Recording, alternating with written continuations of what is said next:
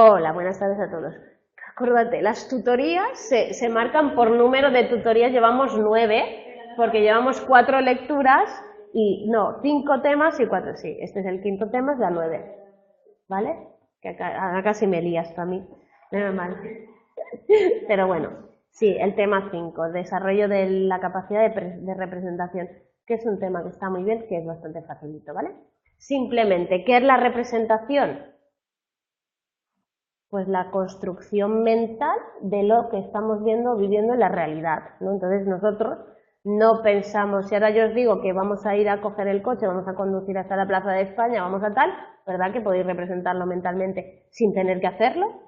Pues nosotros somos capaces de reconstruir o construir todas las representaciones sobre lo que va, la realidad en la que vivimos, lo que va a suceder, lo que no va a suceder, tal, etcétera, ¿vale? Entonces, elaborar las representaciones reposa en la capacidad de utilizar los símbolos, por un lado, ¿vale?, que no viene de serie, y signos que cuentan con significante y significado diferenciados. Entonces, lo que vamos a intentar entender es eso, ¿vale? ¿Cuándo, en qué momento del desarrollo un niño es capaz de separar la realidad y crear significados mentales que representen esa realidad y que incluirán pues todo lo que es señales, dibujos y representaciones mentales de cualquier tipo y sobre todo el lenguaje, que es una de las formas de representación, ¿vale? Entonces, el significante es lo que sustituye al significado y está en su lugar, ¿vale?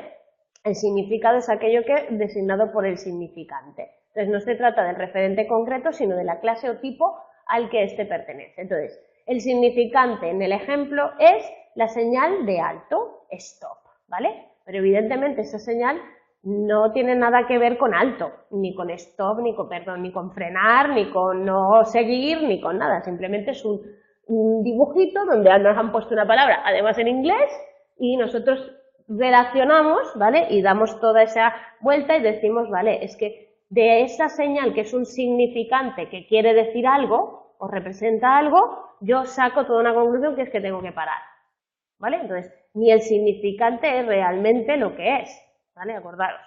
Entonces ahí tenéis lo complicado que puede ser que alguien diga, ostras, no, es que en el mundo hay unas cosas que representan a otras y que significan unas cosas, ¿vale? Todo eso.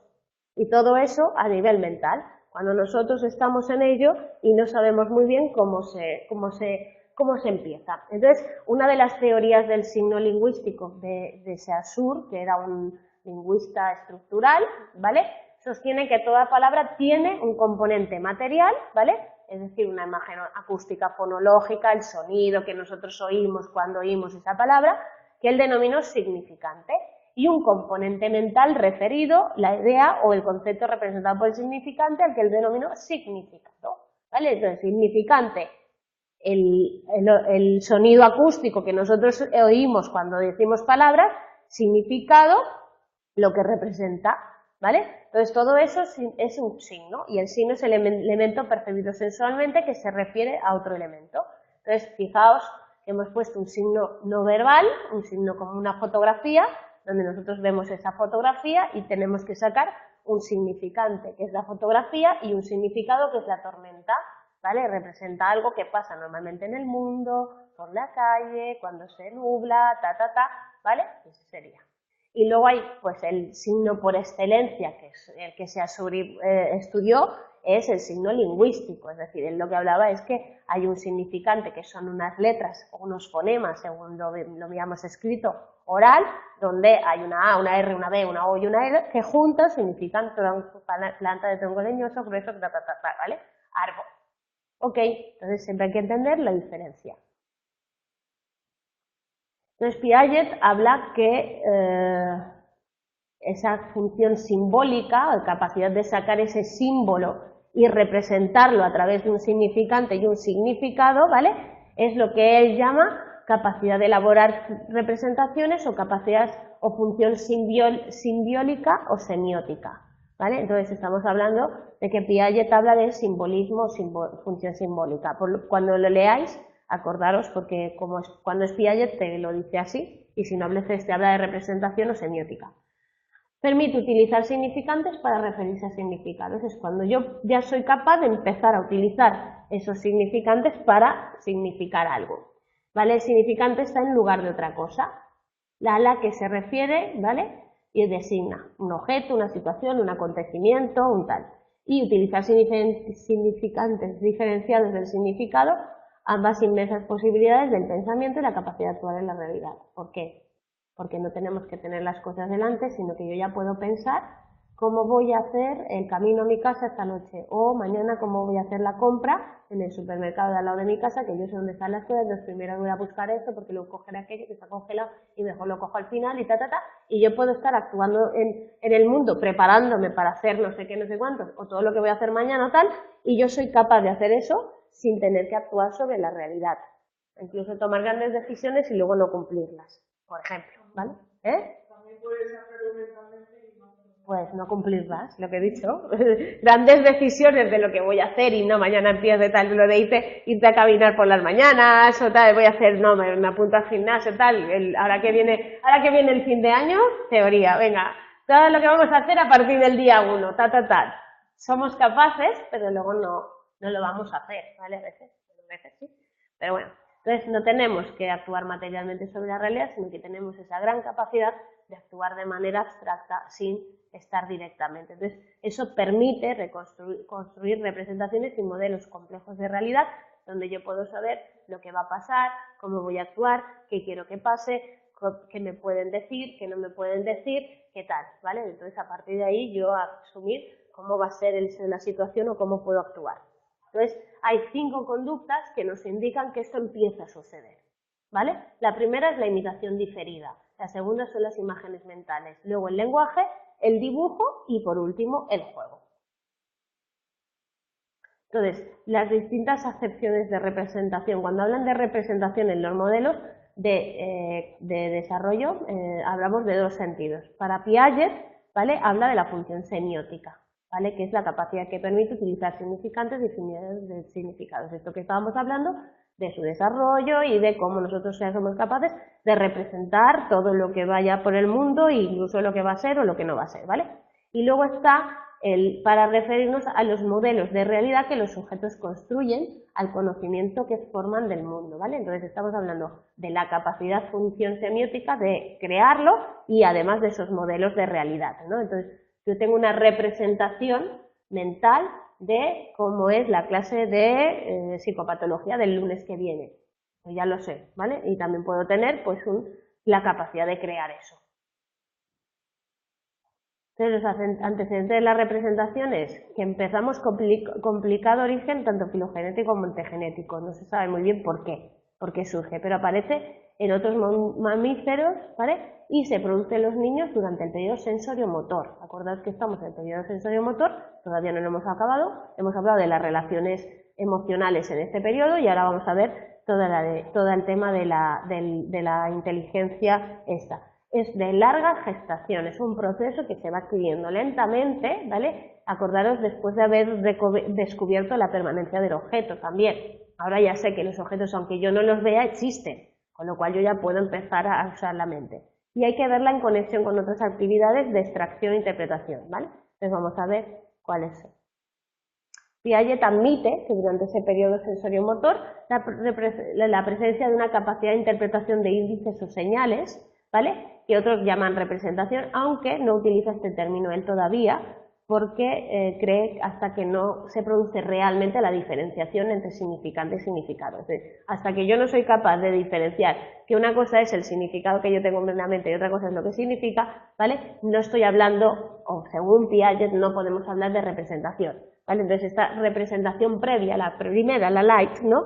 Se produce en presencia del objeto y no permite evocar en su ausencia. Si todavía no me puedo inventar que con ese objeto yo voy a ir a jugar al parque y no sé qué y no sé cuánto. Bueno, niño pequeño con una pelota. O sea, ya sé que el objeto está, aunque yo no lo vea, pero todavía no pienso en lo que voy a hacer o poder hacer con él, ¿vale?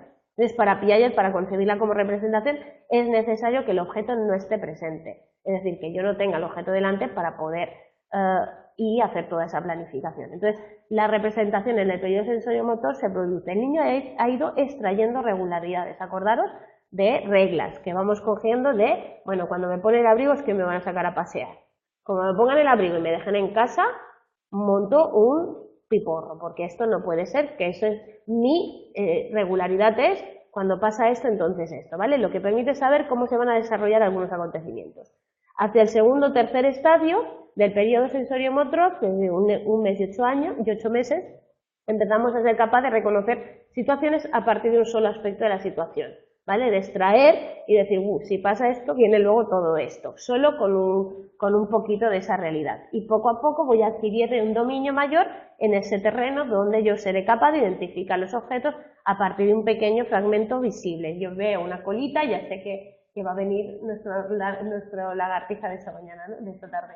Que hay una lagartija por aquí corriendo. Yo veo la colita y ya sé que es la lagartija que ha venido, se ha ido, la hemos conseguido echar, espero que nadie la haya atropellado, era muy pequeña.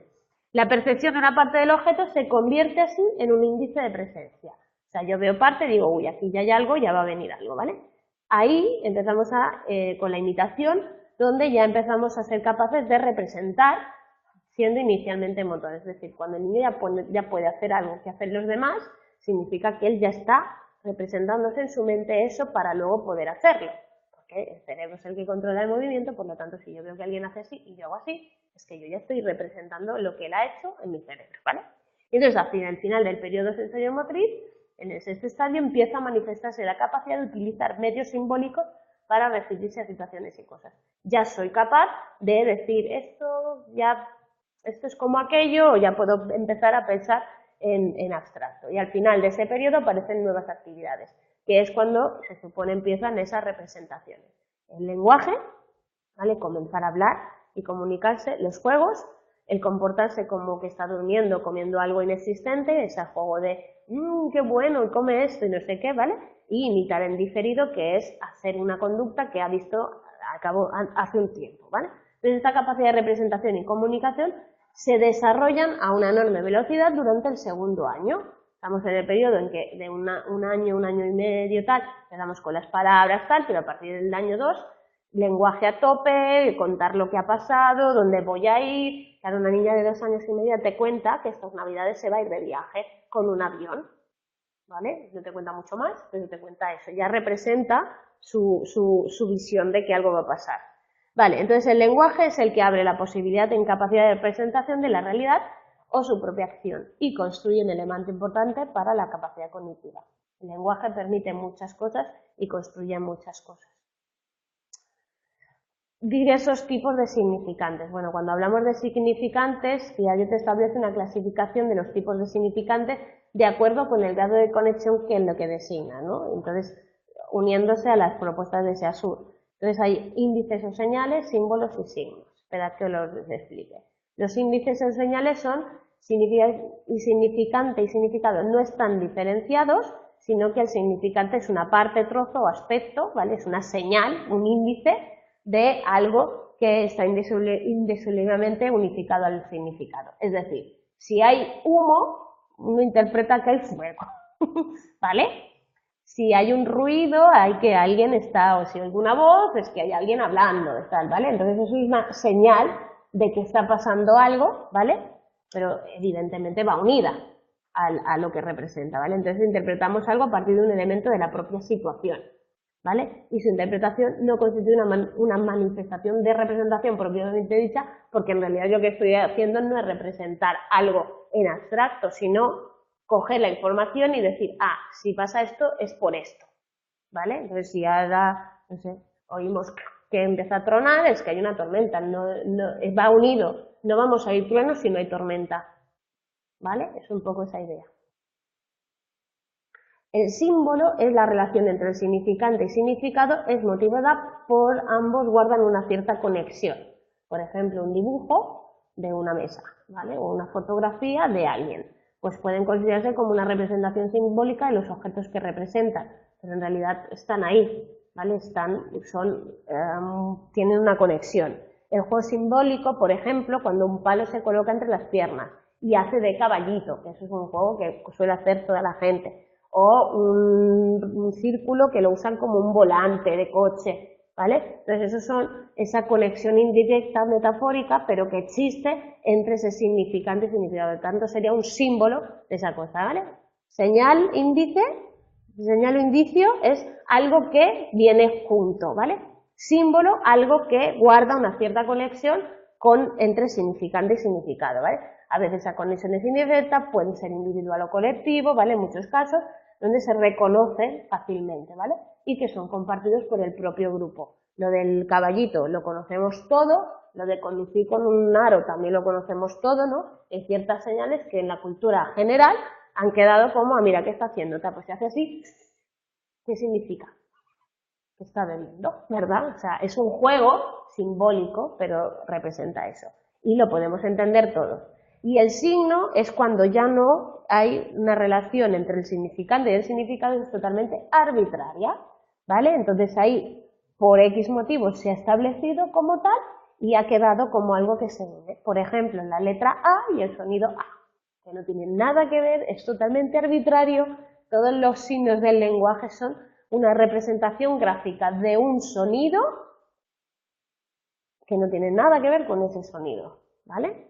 Entonces se construyen unas letras, unas letras, luego hay un alfabeto y a partir de ahí nosotros usamos. Lo mismo que pasa con el multiplicar de las operaciones matemáticas. Que una X sea un por, pues es algo totalmente arbitrario, no tiene nada que ver, no hay un indicio, no hay una relación, no hay nada entre una cosa y la otra, ¿vale? Entonces, si estos obligatoriamente tienen que ser colectivos, porque si no los compartimos, a ver quién entiende que una X es un por, si no entiende, si no tiene conocimiento de ello, no se puede, ¿vale? Entonces ahí, esos son obligatoriamente colectivos. Les vamos a ir viendo esas diferentes manifestaciones de la función semiótica, ¿vale? Entonces, hay una cosa que se llama imitación diferida, juego simbólico, la imagen, el dibujo y el lenguaje. Vale, imitación diferida es una imitación en ausencia de un modelo, es decir, yo veo que alguien hace algo o veo a un niño jugando a algo y tal, y al cabo de 3 horas lo repito en casa, por ejemplo, ¿vale? O hago algo que he visto hacer en una situación y lo traslado. Se supone que hay representación o función semiótica porque se tiene que haber quedado en la mente, porque yo he retenido algo que hacía alguien y luego lo he hecho, pero está aquí, ha tenido que quedar representado en mi mente. El juego simbiótico, pues también, porque yo estoy usando elementos de una situación para representar algo, como hemos dicho la del caballito, como hemos dicho la del coche de conducir, o como hemos dicho cuando un niño se pone así, hace brum, brum, brum, brum, brum, y hace una moto, ¿vale? Estoy imitando algo, estoy haciendo un símbolo de algo que pues no tiene relación, pero sirve, ¿vale? Las imágenes mentales, ¿vale? Se puede entender como una imitación diferida interiorizada, donde yo represento algo que ha pasado y me quedo con su imagen en mi cabeza, ¿vale? Ahora veremos cada una.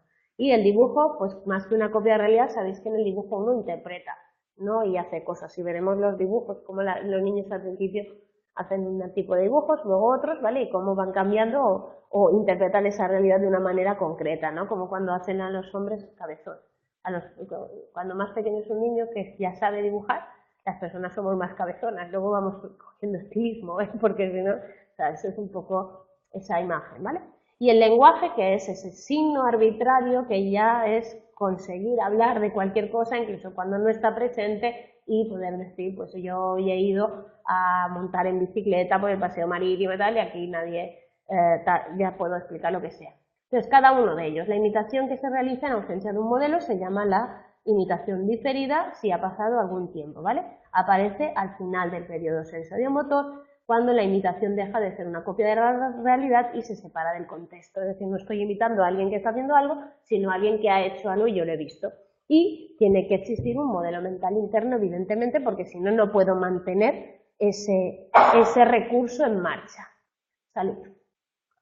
Las imágenes mentales, Piaget las definía como una imitación interiorizada y por tanto diferida. Es decir, yo he metido algo en mi cabeza y luego me quedo con ese algo y se queda. Elemento importante para el recuerdo y para la acción, evidentemente. Si yo no meto imágenes mentales de cómo se abre la botella de agua, aunque parezca una tontería, o hago un procedimiento, una guía, no sabré abrirlas. De hecho, los niños, algunos no saben abrir la puerta o algunos no saben. ¿Por qué? Porque luego aprenden y ven cómo se hace y lo aprenden y tal. Entonces pueden ser visuales, auditivas, gustativas, olfativas, de todos los sentidos, ¿vale?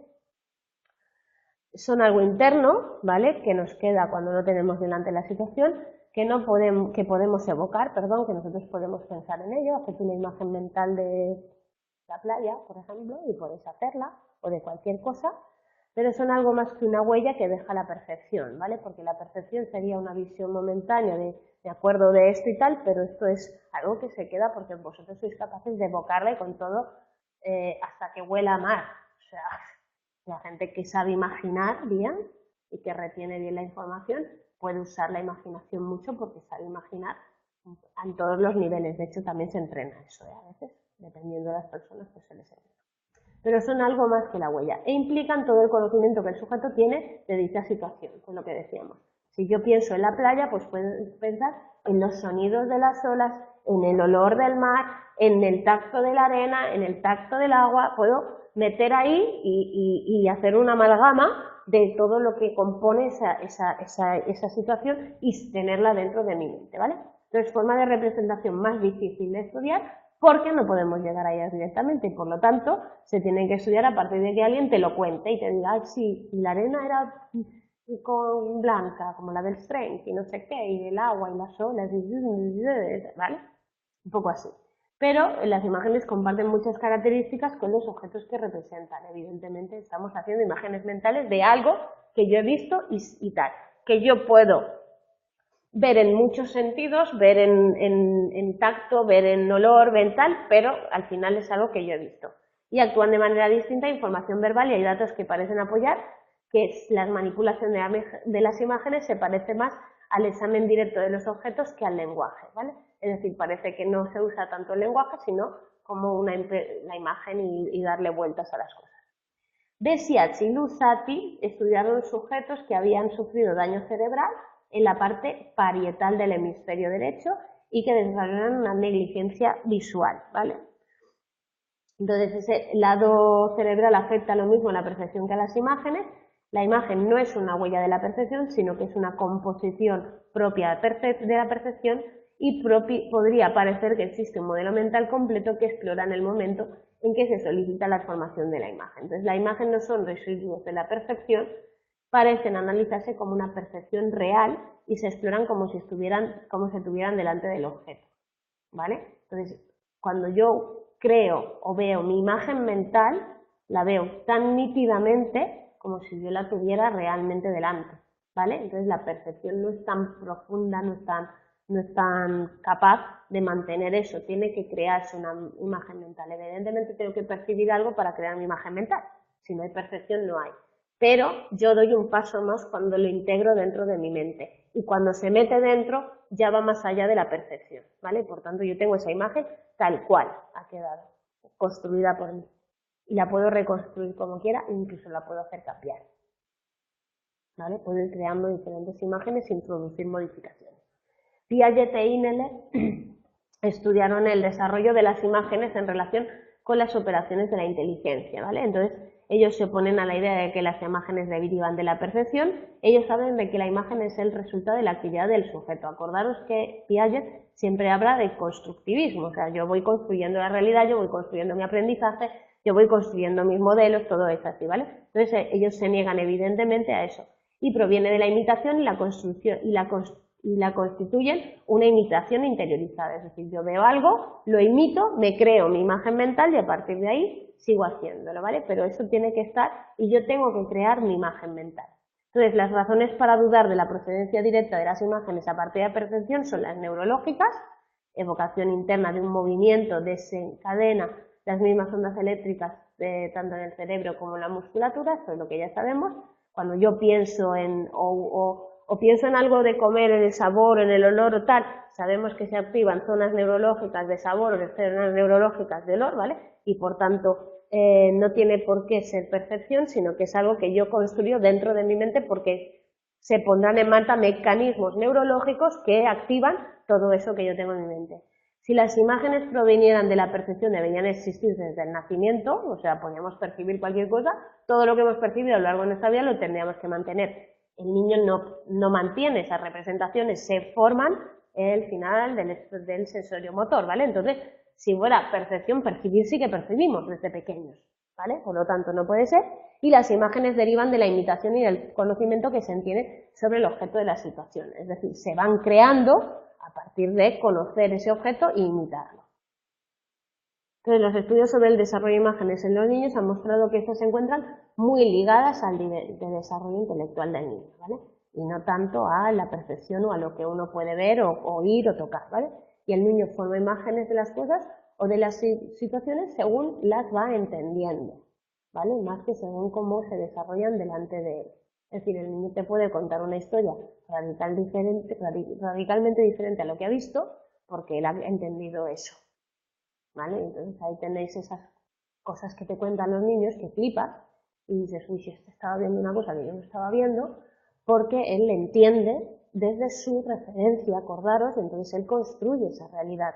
Estamos hablando de que las imágenes mentales se construyen a partir de nosotros, no de la percepción, ¿vale? Entonces a partir de ahí el niño te cuenta cosas muy raras y es porque él ha entendido eso, así como es su integración o su interpretación de esa realidad que él ve, ¿vale? Entonces las imágenes se pueden clasificar en reproductivas, que se representan algo que ha percibido anteriormente, o anticipatorias, pensar en cómo quedarán las cosas en el futuro. Podemos pensar con qué pasará si dentro de 2 días cae una tormenta o pasa un huracán o tal, ¿vale? Podemos hacer nuestra representación. Hablemos del dibujo infantil. El dibujo infantil es más que una copia de la realidad, ¿vale? Y supone la utilización de imágenes internas. El niño piensa cómo son las cosas y las dibuja, ¿vale? Y pasa por unas fases.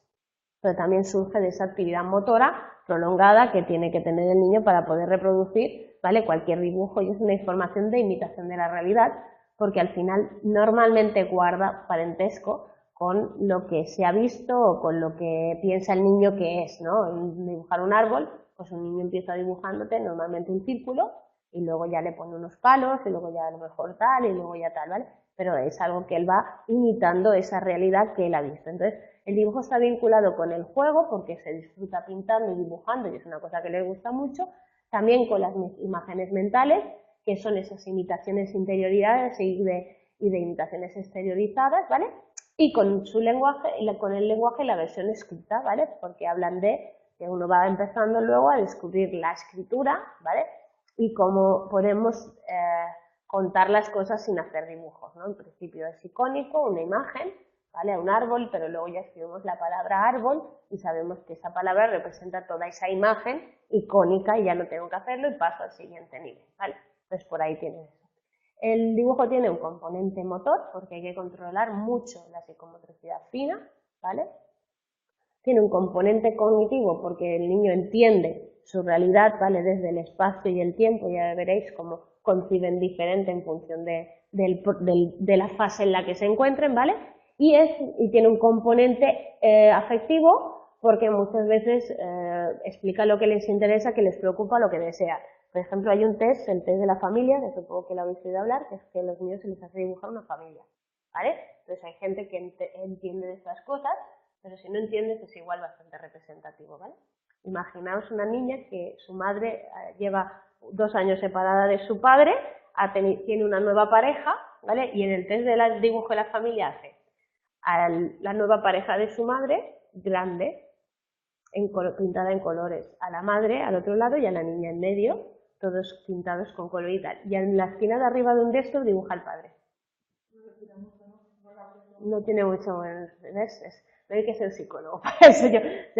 Me hace mucha gracia porque, por ejemplo, el otro día me trajo una amiga mía, de una profesora de su colegio, me trajo un dibujo de un niño también que salía, que tenía puntas, no sé si os lo expliqué, que tenía como puntas así, os lo expliqué, que era lo que le volaba que era un niño tal, ¿vale? Entonces, claro, hombre, decir, mi hijo se ha pintado cuernos por detrás, no. Entonces, si tienes un poco de tal, ves que el dibujo representa muchas veces, de hecho, el test de la familia, normalmente ves, si el niño se dibuja más grande que los adultos, por ejemplo, es que se ve está siendo el que manda, tal, entonces, es un test que hay que saber interpretar. Yo os digo, yo he leído 4 cosas y he mirado más o menos, porque claro, sobre ese test preguntas quién es el más feliz, quién es tal, entonces hablas un poco con el niño sobre el dibujo, pero es verdad que muchas veces niños que dibujan más oscuro, ¿qué tal? Representan formas afectivas y cómo se sientan, ¿vale? Y eso sí que pasa. El dibujo es una actividad de producción material del niño, descubre que puede dejar marca y copia la realidad y por lo tanto empieza a hacerlo. Lo que pasa es que en algunos lugares, como en África o tal, no tienen pues esos materiales para poder reproducir y hacer dibujos, ¿vale? Entonces ahí se establecen 3 estadios. Uno, los grabados en forma, que es el niño coge y pinta, ¿vale? Luego está lo que se llama el esquema lunar de la cara humana, que es el dibujo de la cara, y el del tratamiento más sofisticado ya de las figuras humanas y animales, ¿vale? Entonces, en principio va borratachos, luego va como la cara redonda y luego ya van animales y cosas más completas, ¿vale? Entonces, hay una evolución del dibujo analógica con la evolución orgánica. Cuanto más control tenemos, más capacidad y más desarrollo cerebral, evidentemente, más control de todo lo que es el dibujo, ¿vale? Entonces, las etapas del dibujo, lo que las propone y tiene unas características especiales en función del tema. Entonces, ahí tenéis el realismo fortuito, el realismo frustrado, el realismo intelectual y el realismo visual. Entonces, luego os he puesto dibujos para que lo entendáis, ¿vale? El realismo fortuito, el dibujo es una prolongación de la actividad motora consistente en la realización de barridos de papel o grabados, es decir, borratachos de toda la vida, ¿vale? De esto escrito así y tal. El niño descubre que el significado del dibujo durante su realización. Es decir, te dice que esto es un perro, que esto es una cara, pero no tiene nada que ver, pero bueno, ¿vale? El realismo frustrado es cuando todavía no es capaz de organizar en una unidad los elementos del modelo, pero los coloca como puede en la representación de la figura, parecerles cabezudos, ¿vale? Va intentando que ella sea una representación de esa realidad y tal. El realismo intelectual representa los rasgos esenciales del objeto sin tener en cuenta, la perspectiva, con superposiciones de puntos de vista, etc. Y a partir de los 8 y 9 años, el niño empieza a representar el modelo tal y como se vea y tratando de ser totalmente realista. Entonces aquí lo tenéis. El fortuito, burratachos y rallejas, ¿vale? En el realismo frustrado ya intenta, ves que tiene una cabeza, unas piernas, unas patas, un ojo, pero tal, ¿vale? El realismo intelectual es porque, fíjate que pinta la parte que no tiene que verse, porque eso es lo real. Entonces este señor que monta el caballo tiene 2 patas y una está a cada lado. Entonces se ven esas 2 patas porque es un realismo intelectual, ¿vale? Y luego ya está el realismo visual, que es cuando ya veis aquí, por ejemplo, ya no ha dibujado la otra parte del cuerpo detrás de la puerta, sino que ya da por hecho que no, ya es la realidad visual es lo que se ve desde la perspectiva, ¿vale? Sin embargo, aquí las piernas se ven por debajo de la mesa, cosa que no es posible, ¿vale? Es un poco para que, si os acordáis de estos 4 detalles, os acordaréis de los nombres y del tal, ¿vale? Vale, entonces, segundo, el lenguaje, lo vamos a ver en el tema 6, más profundamente, ¿vale? Surge a la par que otras manifestaciones de la función semiótica y es el paradigma de la capacidad simbólica de la especie humana por potencia como herramienta para transformar la realidad en términos no materiales, por la rapidez con lo que lo usamos, por la facilidad con que la aprendemos, etcétera, etcétera, etcétera, etcétera, ¿vale? No os preocupéis que el año que viene tenéis toda una asignatura de lenguaje para entenderlo todo, de la cual yo vengo de la clase. Vale, el juego simbólico es ese uso simbólico de los objetos, ¿no? El objeto está presente en la situación, que no se toman con ese sentido, sino representan otras cosas. Entonces los niños se comportan como si hicieran una actividad o recrean situaciones que adoptan un papel social distinto al propio, a mamá, al profesor o incluso un médico, ¿no? Y ahora te voy a escoltar y te ponen así y te escuchan con la botella y tal, o te dan una cosa y te dicen que eso es un jarrón o te hacen 1000 cosas, ¿vale? Entonces en ese caso estamos hablando de lo denominado un juego de ficción. Es decir, cualquier objeto, una escalera es un sofá donde se sientan. Y tú dices, muy bien, así me gusta, representando la realidad. Entonces están ahí, ¿no? O cualquier otra cosa. Es que hay miles de historias que se pueden contar. Yo te digo, se suben al sofá o se suben a las cunas que están en una escalera subiendo al terrado o no sé qué. Y tú dices, madre mía, vaya tela. Por ejemplo, las comidas en eso, las infusiones también, ¿eh? Claro, por ejemplo, para jugar. Y el agua sucia o agua para la sopita. ¿Eso no lo has visto nunca, el agua para la sopita? Sí, sí. Cogen un cacharro, ponen agua y toman sopita y te dicen gracias.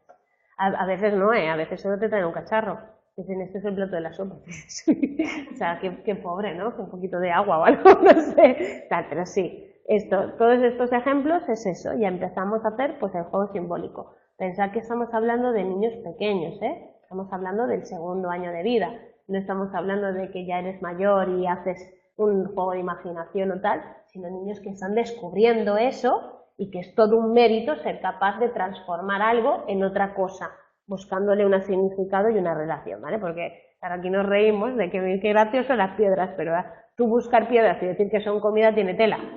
A ver, que no se les ocurre. Se trata de eso, justamente, es hasta donde un niño es capaz de imaginar. De hecho, eso lo hago en la escoleta, se lo hago yo además. Venga, ahora con la moto y hacemos juego simbólico. Porque claro, un niño con un déficit, que yo tengo uno, se ríe cuando nos va a hacerlo, pero no hace nada. No tiene capacidad. Y los otros sí, mira, no sé qué, y el caballo y tal, y trotamos. Hacemos el caballo, si yo doy psico, les hacemos el caballo y ellos hacen tal, o los pajaritos. Lo hacemos. Claro, hay 2 niños que no lo hacen. Y tienen que hacerlo, son 2 años. Yo estoy en 2 años, ya casi 2 años y medio, ya ha pasado medio año de este curso, 2 años y medio, 2, 3 años. Y hay niños que no lo hacen y es un problema cognitivo luego. ¿Vale? Entonces sí que hay que incluso estimularlo, porque todo lo mental a veces se nos olvida estimularlo con niños tan pequeños. Y es importante. Es que te hagan... Yo les hago mucho caso cuando me hacen eso de las escoletas, flipan y me miran como decir, estállate, y llegan, ¿quieres? Mira, no sé qué, y yo, ay, qué bueno, un vasito de agua que vengo con sed, y les cojo el vaso, me lo bebo, me dan no sé qué, ay, pues esto es así.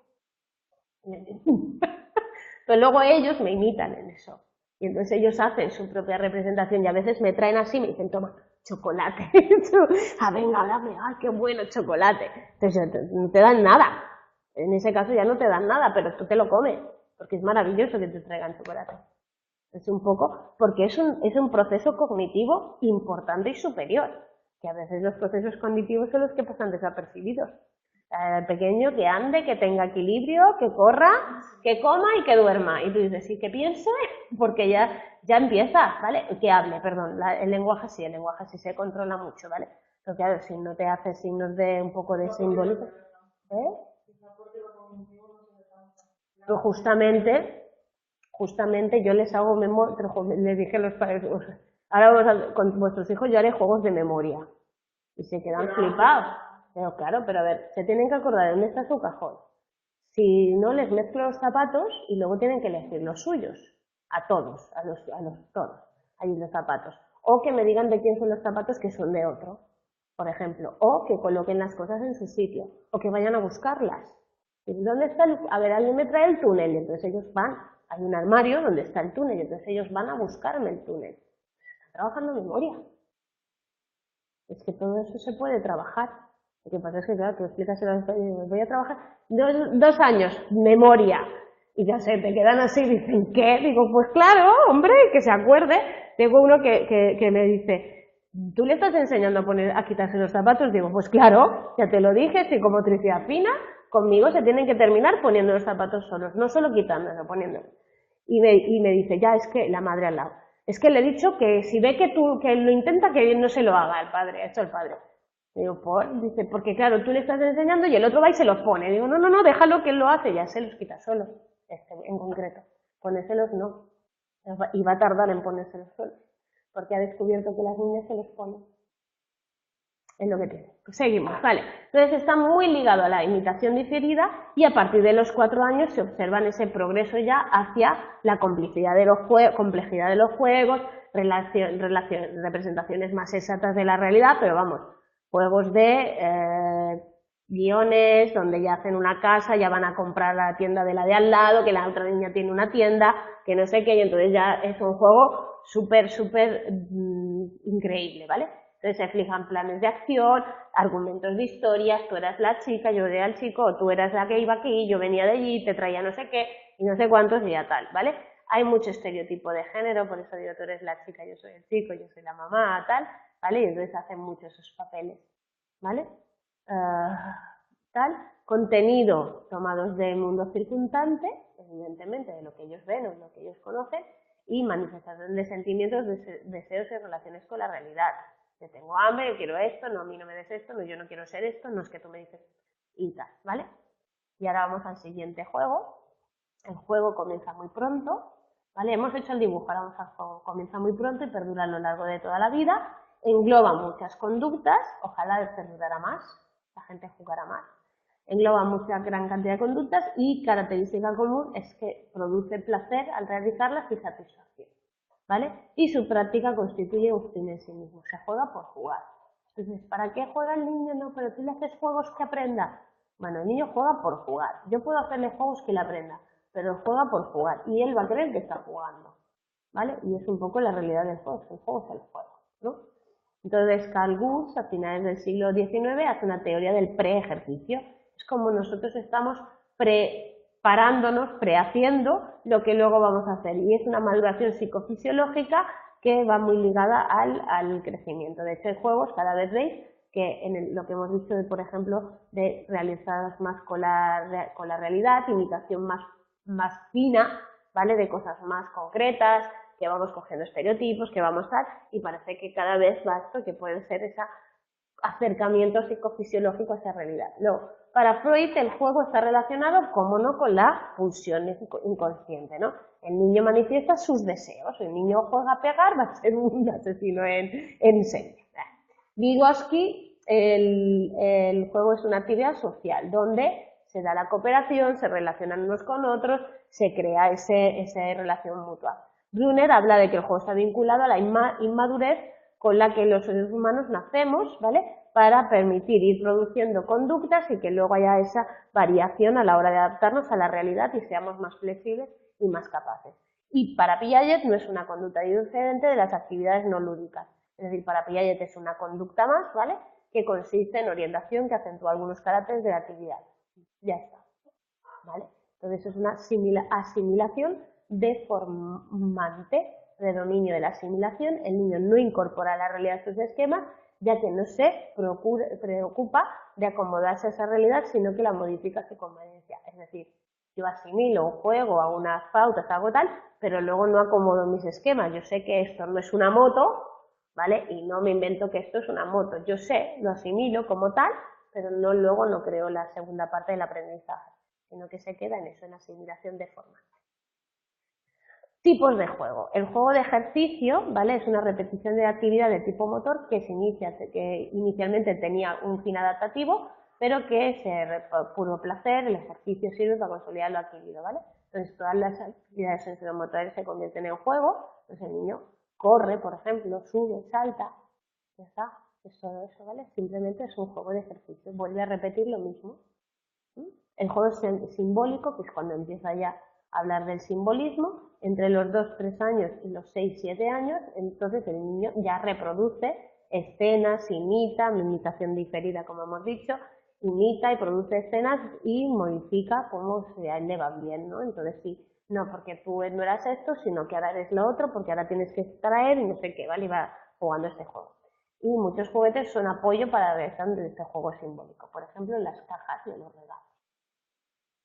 El mejor regalo de un niño son las cajas de los regalos. Porque yo recuerdo, el verano pasado mis padres compraron un sofá de estos de terraza y venía, imaginaros, de estos de mimbre grandes, había 3 cajas enormes. Bueno, pues mis sobrinos se montaron una ciudad.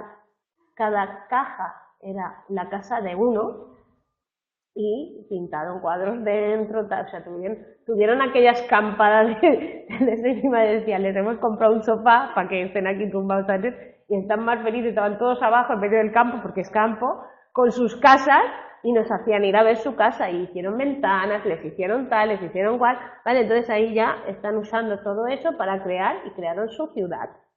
Las 3 cajas, en 3, el cuarto no cuenta, muy pequeño, ¿vale? El juego de reglas, este es el de la PEC, ¿vale? Supongo que ya estáis con la PEC, ¿verdad? Entonces, es un juego de carácter social, ¿vale? Que se realiza mediante reglas que todos los jugadores deben respetar. Es decir, lo que nos interesa para la PEC, y aprovecho para explicar un poquito, es que veáis cómo se ponen en marcha esas reglas, ¿vale? cómo se cuentan, cómo las saben, cómo las administran, ¿vale? Entonces se hace lo necesario en la cooperación, pues si la labor de todos no es juego. Es decir, quién las cumple, quién no las cumple, si alguien hace trampa, cómo intentan hacer trampa, cómo nos las explican, ¿vale? Cómo las entienden cada uno, etcétera, ¿vale? Un poco esta es la idea. Entonces ahí se trata, pues generalmente el individuo del equipo gana. Esto obliga a situaciones en el punto de vista del otro para tratar de anticiparse y no dejar que gane. Y obliga a una coordinación de los puntos de vista, ¿no? Entonces yo tengo que correr más que el que está llegando a la meta antes que yo. Y además tengo que evitar que me coja el de detrás, por ejemplo, en el juego de pilla-pilla, en el juego del stop, en el juego de la gallinita ciega. Estamos hablando de este tipo de juegos, donde hay unas reglas, ¿no? Cuando uno lleva las de esto, los demás le tocan, él no puede coger, tal. O el 1, 2, 3, es con se llamaba, no sé cómo se llama, que vamos mirando y tal. Eso es un juego de reglas, hay unas reglas establecidas. Tú no te puedes mover, tú te has movido, que no, que yo no he sido, que tú te has girado muy rápido, que no sé qué, y cómo. Primero hay unas reglas, luego cómo se cumplen esas reglas o no, quién domina el tema reglas, quién manda, ¿vale? Todo eso es lo que podéis ir observando cuando veáis el juego de reglas en un grupo de niños, ¿vale? Y es lo que tenéis que transcribir, es que la actividad es simple, es iros, mirarlo, poner cuántos niños eran, cómo eran, qué hacían, tal, y cuando vosotros os habéis incorporado pues a ese juego, si lo habéis hecho y cómo lo habéis hecho y cómo lo han explicado, ¿vale? Es transcribir, no es nada más. ¿Vale? Y vale la pena. Entonces os animo a hacerlas. Pero bueno, entonces el niño no deja de que se gane obligado. Muy importante el desarrollo social y para la superación del egocentrismo. Porque claro, un niño que no sabe respetar las reglas o compartir o entender que puede perder, está perdido básicamente. ¿Vale? Entonces todavía está en la fase egocentrismo y todavía le cuesta. ¿Vale? Pero el juego de reglas requiere que trabajen juntos, en cierta manera. Vale, luego en los juegos de construcción, que este es a partir de los 24 meses y para toda la vida, ¿vale? Sabéis que hay adultos que les gusta mucho construir cosas con Legos, por ejemplo, ¿vale? Entonces es un juego de habilidad y de creación en los que los puzzles, sí, también, una construcción sí, te pueden gustar los puzzles. Sí, es un puzzle, sí, te gusta. Ah, no, eso tú, vale. Yo monté la Torre Eiffel para Navidades del año pasado. Pues yo para Navidades del año pasado monté la Torre Eiffel porque a uno de mis sobrinos se la trajeron y aquello era infumable para él, ¿eh? Entonces la monté yo, la Torre Eiffel, en 3 dimensiones. Sí, las 3D, maravilloso, me encantó, ¿eh? Yo disfruté, me pasé toda la tarde haciéndolo, la hice en la tarde, ¿vale? Pero tal, el año anterior construí las naves de Star Wars, ¿eh? Porque trajeron Star Wars Lego y yo estuve con mis sobrinos y estuve construyendo naves de Star Wars por la tarde. Pedazo cosas virgueras que hacen, ya te lo digo. Pero bueno, es un juego solitario, aunque puede ser cooperativo porque la gente puede ayudarte a mirar o tal, y está muy determinado por el desarrollo motor y el nivel de habilidad y por el desarrollo intelectual. Requiere manejo de un modo mental, ¿vale? Y una capacidad de representación avanzada para darse cuenta de que va a tener que poner esa pieza, que tiene que buscar que no sé qué tal. También requiere atención, porque por lo tanto son muy buenos, y también requiere control de impulsos, ¿vale? Entonces hay niños que no, yo tengo, si yo os describo, yo conozco a uno que no es capaz de estar 2 segundos sentado en el Lego y otros que se están horas, ¿vale? Pero eso depende de cada uno. A medida que el niño crece, los tipos de juegos se entremezclan, van a dar lugar a juegos mixtos, ¿vale? Y entonces otro aspecto importante es que se realiza solo o con otros, y si se utilizan objetos o juguetes o solo con el propio cuerpo, ¿vale? Entonces ahí tenéis muchas cosas, y luego los juegos del lenguaje, las adivinanzas, el veo, tal, que contribuyen a la adquisición desde juegos con ruidos y sonidos a repetición de sílabas o palabras, ¿vale? Que son, además de ser juegos, son procesos por los que aprender. Y luego todo el tema de los juegos, juguetes y juegos de ordenador. Los primeros juguetes, objetos muy simples, muy grandes, muy de colores, muy tal. Gran parte de esos juguetes se ofrecen para el desarrollo del juego simbólico, pero no son imprescindibles para él. Es decir, cada vez tenemos más juguetes para más cosas, y dices, pero es que al niño le das un palo. ¿Os acordáis de un palo? ¿Os acordáis? Las navidades que salió por la tele el anuncio de me han traído un palo, me han regalado un palo, ¿vale? Pues es que fue muy famoso el anuncio. ¡Un palo! ¡Me han traído un palo! No sé, que era un niño que abría una caja y le traían un palo, ¿vale? Es que un palo puede ser desde una varita mágica hasta una cuchara, a un caballo, a un no sé qué tal. Que al final es, no, pero hay que comprarle esto para que imagine y cree un mundo de fantasía y no sé qué. El juego simbólico, como hemos dicho, no requiere de nada en absoluto, ¿vale? A pesar de que nos lo vendan. Y el niño no necesita eso, necesita una caja y alguien que le enseñe a imaginar, y eso que podría ser, pero esto podría ser no sé qué, tal y cual, y que el niño vaya cogiendo su propia imaginación y vaya aprendiendo, ¿vale? Da igual si no hay 50.000 objetos y 50.000 regalos. Aquí la antirregalos también, os lo digo. Pero bueno, estamos hablando de eso. Las muñecas y los muñecos están más relacionados con los papeles sociales, ¿vale? Luego están los juegos de mesa, juegos de construcción, consolas, videojuegos, etcétera, que son diferentes tipos de juegos, ¿qué tal? ¿Son buenos o malos, son mejores o peores? Nada en exceso es bueno y todo con su justa medida y que el niño pueda hacer de todo está bien. Al final no podemos prohibir ningún juego ni pensar que hay uno que no sirve o que no es bueno, ¿vale? Y depende del niño de lo que le guste. Porque habrá niños que notarán un Lego y habrá niños que sí. Y habrá niños que les gustará mucho la consola y otros que no. Pero habrá niños que pues no podrán estar toda una tarde, habrá que evitar que estén toda una tarde con la consola por mucho que les guste, ¿no? Entonces hay que aprender a gestionar, no a darlo todo. Porque ellos no pararán. ¿Vale? Pero bueno, no es tan grave el asunto como lo pinta. Lo que pasa es que hay niños que son muchas horas. Pues hay que darles aire y campo también. En parte no. A ver, no me vas a decir que el niño juegue con la consola en parte es culpa del niño. No, no, no, no. En parte no, es culpa de los padres. Ah, bueno, esto es una pregunta, es la pregunta del millón. Pues realmente igual te sorprende, pero los querían tener, o sea, era buen rollo y tal. Sí. Eso era lo que decíamos nosotros. A ver, sí, yo tengo que ser, si habláis conmigo sí que os podéis morir. O sea, yo sí que sí. Pero son pautas educativas que hay que enseñar y que la gente aprende, no pasa nada. Lo que hay que intentar es ayudarles de aquí para adelante, al final. Lo que pasa es que también la frase clave para mí es, haz lo que o sea, cuando salgas por la puerta, haz lo que quieras. Yo soy la psicóloga, yo les doy las pautas. El viernes pasado tuve unos papás, tú haz lo que quieras. O sea, tú sal por la puerta y haz lo que quieras, si piensas que yo me equivoco, piensa lo que tú quieras. Luego, el problema será tuyo. Y eso se lo digo a los papás de niños de 3 años, imaginaros. Porque luego el problema es suyo, pobrecitos. Y luego tenemos todo este conflicto que tenemos en los niños. Entonces es un desastre. Bueno, que descanséis, que paséis buena semanita, que os sea leve y que disfrutéis.